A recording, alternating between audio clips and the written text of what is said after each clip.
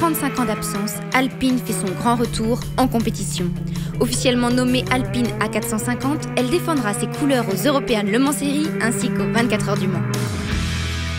22 mars 2013, l'atelier Renault se prépare à vivre un grand événement, la renaissance d'Alpine en endurance. Alors que la marque prévoit la commercialisation d'une voiture de série en 2016, c'est d'abord sportivement que la légende renaît. Enfin dévoilée, l'Alpine portera le numéro 36. Pour l'épreuve mythique des 24 heures du Mans, l'équipe Signatec Alpine s'engage en LMP2, une catégorie où il y a beaucoup d'inscrits et où la concurrence fait rage. Équipée d'un moteur V8 Nissan de 500 chevaux, elle pourra atteindre une vitesse de pointe de 330 km/h. Au volant, 3 pilotes se succéderont. Pierre Rag, 6 participations au Mans au compteur. Nelson Panciatici, membre de l'équipe Signatec Nissan en 2012 en endurance. Et Tristan Gomandi, 3 participations au Mans. 3 pilotes, 24 heures, un seul défi, renouer avec le glorieux passé de la marque, vainqueur au Mans en 1978. C'est une continuité sur tout ce qui a été fait avant et c'est à nous de le faire revivre au niveau sportif.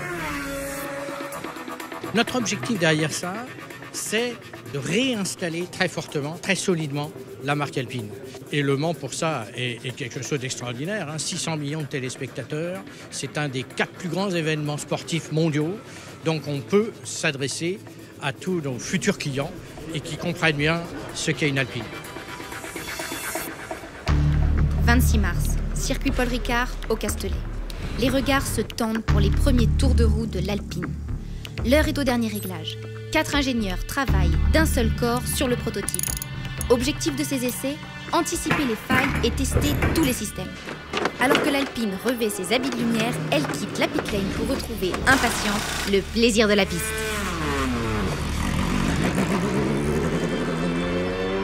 Ce ne sont pas moins de 1500 km qu'Alpine va parcourir en 2 jours pour la mise au point.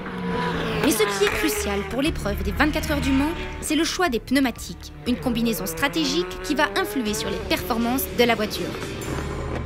On doit valider et être certain de nos choix dès maintenant. Le point clé, on va dire que cette saison, pour nous, ça va être les pneumatiques où il va falloir gérer l'usure. Dans le cadre de l'endurance, il y a l'aspect perfo pur, parce que ça reste de la course, donc il faut aller vite, on est tous d'accord. Et l'aspect endurance, où l'objectif, c'est d'être capable de rouler le plus longtemps possible sans changer les pneus. Changer les pneus, c'est 40 secondes à chaque arrêt. On a 3 types de pneus à définir pour Le Mans. Et donc, il faut trouver le meilleur compromis possible par des températures plus ou moins fraîches. Voilà, on sait que la nuit, il peut faire, aux 24 heures, même en juin, au Mans, il peut faire 5 degrés. Mais c'est avant tout un travail d'équipe qui attend Pierre, Nelson et Tristan. Une même voiture pour 3 pilotes, ça demande un peu d'organisation. Ils devront donc se mettre d'accord, le même baquet, le même volant, les mêmes paramètres de course, les mêmes pneus. Durant 24 heures, sur l'épreuve mythique du Mans, ils devront tout partager. Une collaboration qui a renforcé les liens entre les 3 hommes. Le Mans, il faut être clair, c'est la plus grande course au monde.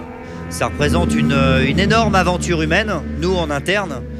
Et sportivement, c'est une épreuve extrêmement difficile. Il faut que toute l'équipe soit bien soudée, bien formée pour pouvoir faire un bon résultat. Quand le TC est en route, ça vient me refuser un rapport. Au niveau du setup, on n'aura pas un gros souci, en tout cas de trouver un setup qui puisse convenir aux 3 pilotes.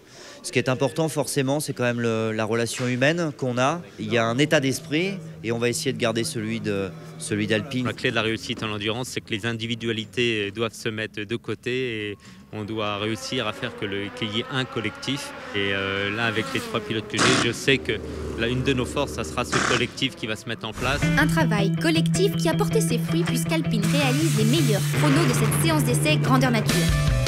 Des tests de nuit ont même été effectués. Des résultats prometteurs, conformes à la réputation de Signatec qui conduit ce projet, puisque l'équipe a terminé 2e des 24 heures du Mans en 2011 dans la catégorie LMP2.